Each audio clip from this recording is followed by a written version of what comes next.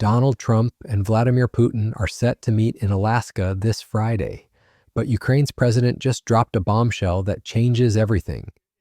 While the world watches for signs of peace, Volodymyr Zelensky is warning that Putin isn't preparing for a ceasefire at all. Instead, he's gearing up for what could be his most devastating offensive yet.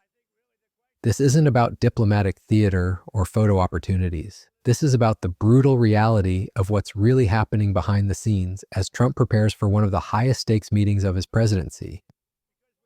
So what exactly is Putin planning for this critical encounter? Their largest or second largest oil buyer, that we're putting a 50% tariff on you if you buy oil from Russia. That was a big blow.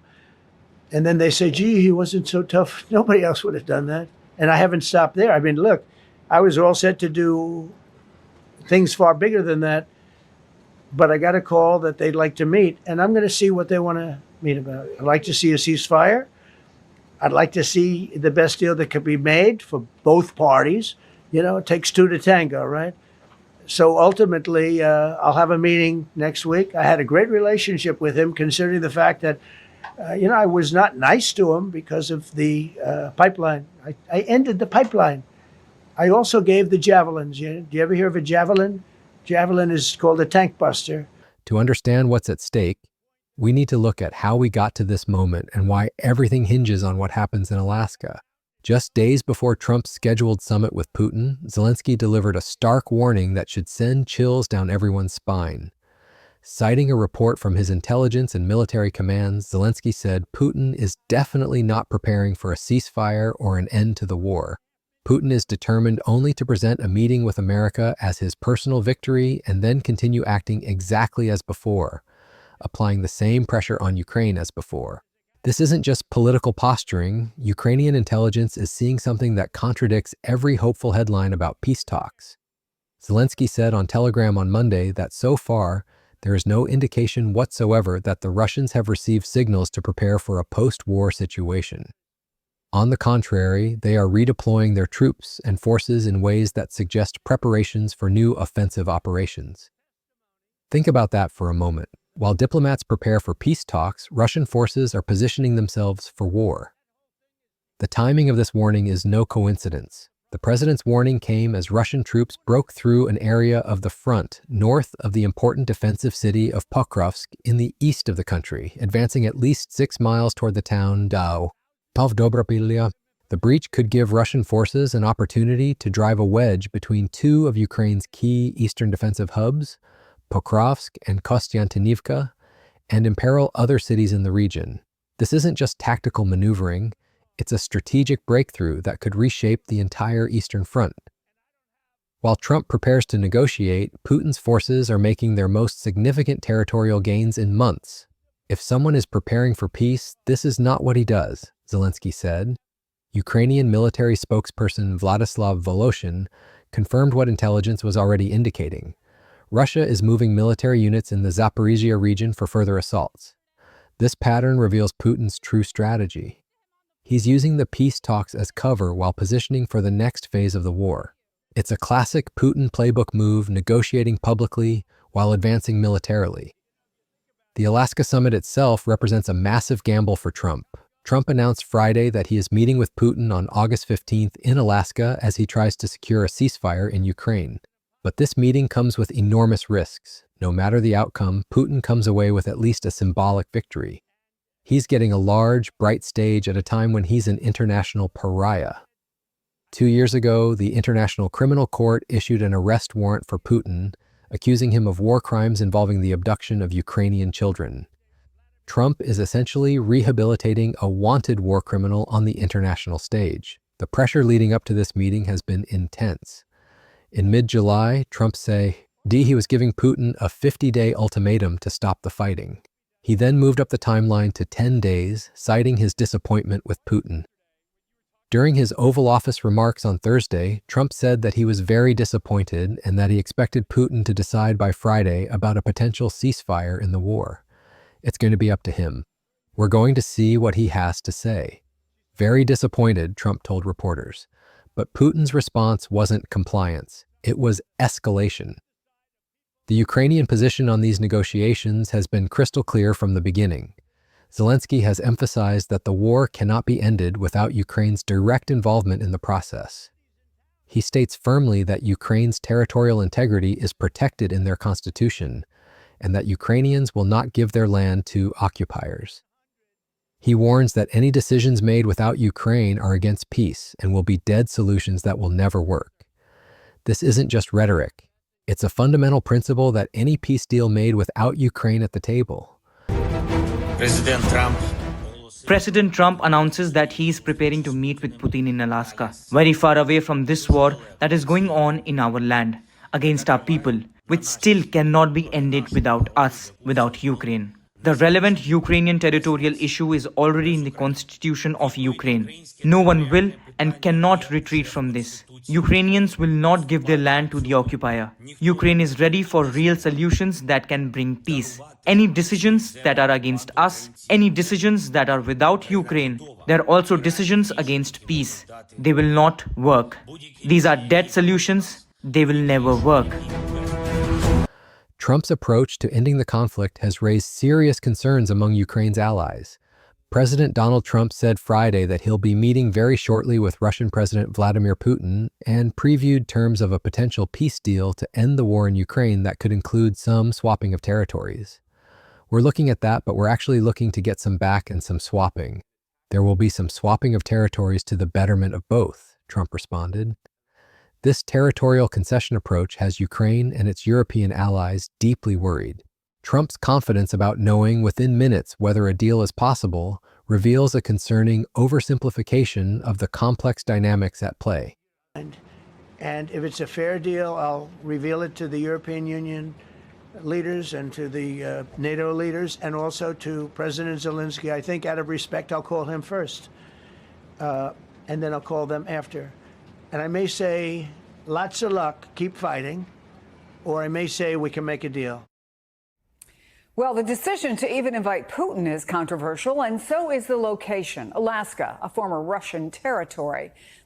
Trump on Monday described the coming summit as a feel-out meeting, telling reporters he's going in to speak to Vladimir and will be telling him, "You got to end this war, you got to end it." At the end of that meeting, probably in the first 2 minutes, I'll know exactly whether or not a deal can be made, Trump said. When asked how he would know if a deal is possible, the president replied, "Because that's what I do. I make deals." But Putin isn't a real estate developer or business partner. He's a dictator who has built his entire political identity around restoring Russian imperial power.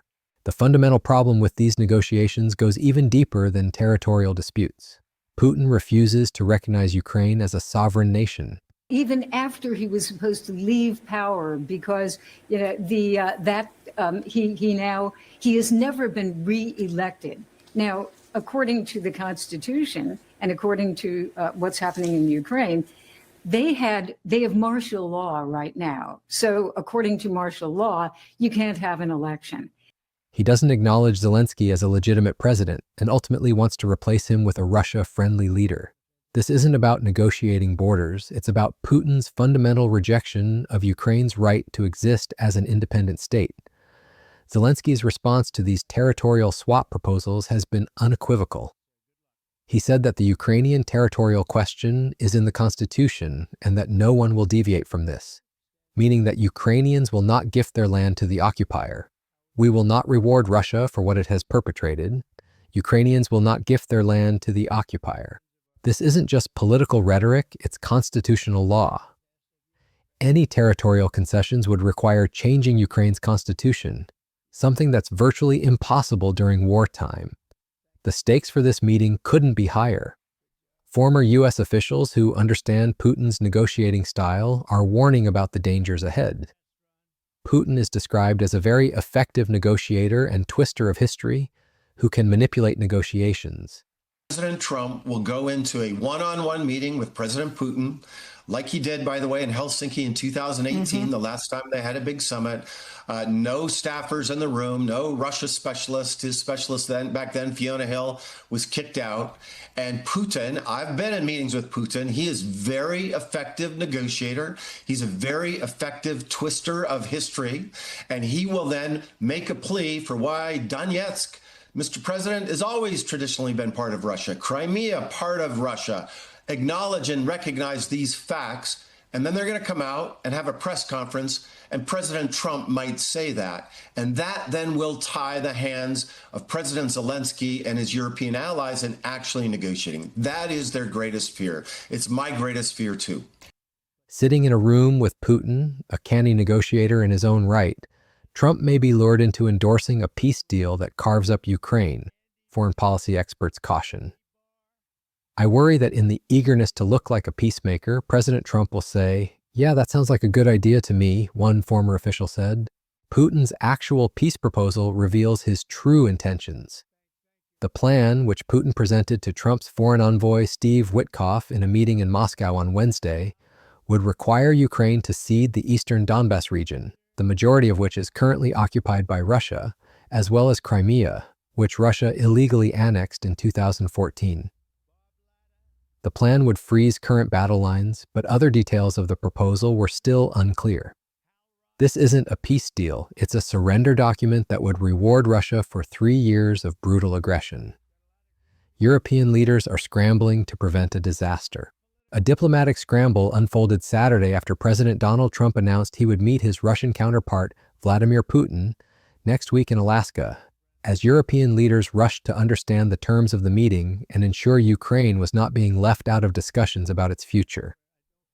The leaders of several European nations said afterward that while they supported Trump's diplomatic efforts, any peace talks must be preceded by a ceasefire and Ukraine itself must be actively involved. The European position is crystal clear and stands in direct opposition to Putin's demands. Meaningful negotiations can only take place in the context of a ceasefire or reduction of hostilities. The path to peace in Ukraine cannot be decided without Ukraine. We remain committed to the principle that international borders must not be changed by force.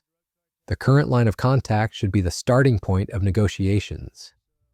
26 European heads of state have essentially told Trump that any deal that rewards Putin's aggression is unacceptable. But here's what makes Zelensky's warning so urgent. The military situation on the ground is deteriorating rapidly. Fierce frontline combat and long-range drone and missile strikes are ongoing as the U.S. and Russia prepare for Friday's meeting. Ukrainian representatives are not expected to attend, though a source in Zelensky's office told reporters on Monday that everything is very fluid. Putin is using the diplomatic process as cover for military advances, knowing that any territorial gains he makes before the summit become the new baseline for negotiations. The exclusion of Ukraine from the initial meeting is particularly troubling. Ukrainian President Volodymyr Zelensky was not named as a participant in the Alaska summit to take place Friday between Trump and Putin. However, the White House has not completely ruled out including Zelensky in some meetings, two sources familiar with the matter told reporters. One White House official stressed that anything involving Zelensky would likely happen after the Trump-Putin meeting. His sequencing is exactly what Putin wants: bilateral talks where he can present his demands without Ukrainian pushback. President Trump, just by going to a meeting with Putin, who for most of the democratic world is a rogue imperialist dictator, is giving him legitimacy, one expert said. The optics alone hand Putin a victory, but the real danger lies in what Trump might agree to behind closed doors. The broader implications extend far beyond Ukraine. Concessions to Putin would be a prelude to new Russian aggression, which will be not limited to Ukraine and may target Article 5 territory, one senior fellow at the Atlantic Council warned. If Putin succeeds in Alaska, if he gets Trump to endorse territorial concessions, it won't end with Ukraine. The Baltic states, Moldova, Georgia, and potentially even NATO members could be next on his list. Zelensky's warning about Putin's true intentions isn't just based on intelligence reports. It's based on 3 years of brutal experience fighting Russian forces. Zelensky and his officials have gone on a diplomatic offensive ahead of the meeting, seeking to shore up foreign support behind Ukraine's key demands in any peace deal. Russia's demands, Zelensky has said, constitute an attempt to partition Ukraine. Ukraine has learned that Putin only understands strength, not compromise. The military reality supports Zelensky's assessment. While diplomatic talks proceed, Russian forces continue their relentless pressure across multiple fronts. The breakthrough near Pokrovsk isn't an isolated incident. It's part of a coordinated campaign to improve Russia's negotiating position through military means. Putin is betting that he can present Trump with fait accompli territorial gains that become impossible to reverse. What makes this situation particularly dangerous is the timing. Trump came into office promising to end the war quickly, setting unrealistic expectations that Putin is now exploiting. Throughout the presidential campaign last year, Trump often told voters that one of his priorities was ending the war in Ukraine. Over the last few months, he's waffled between blaming Putin and Zelensky for the war's continuation. Putin knows that Trump's political reputation is now tied to achieving a quick resolution, giving the Russian leader significant leverage. The Alaska meeting represents a fundamental test of American leadership.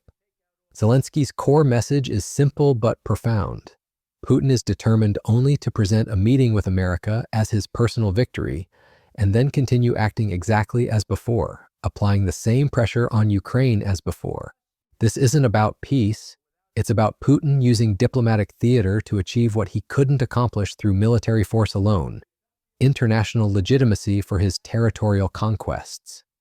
The Ukrainian position remains unchanged despite enormous pressure. Zelensky has said Kyiv will not cede any territory to Russia, will not abandon its NATO ambitions, and will not allow any limitations on its armed forces. Zelensky said on Saturday the answer to the Ukrainian territorial question already is in the Constitution of Ukraine. No one will deviate from this, and no one will be able to, Zelensky said in a post-to-messaging app Telegram. This constitutional commitment means that any territorial deal would require Ukraine to fundamentally alter its legal framework, something that's impossible under current circumstances. As Friday's summit approaches, Zelensky's warning becomes more urgent. Putin isn't coming to Alaska to make peace. He's coming to legitimize his war of conquest and buy time for his next offensive. The question isn't whether Putin wants to end the war, but whether Trump will see through the diplomatic facade to recognize the brutal reality underneath. Zelensky has given Trump and the world a clear warning about Putin's true intentions. The question now is whether anyone will listen before it's too late. The future of Ukraine, European security, and the entire post-World War II international order may depend on what happens in that room in Alaska. Putin is betting that he can manipulate Trump into rewarding aggression. Zelensky is warning that this would be the beginning of an even more devastating chapter in this war, not the end.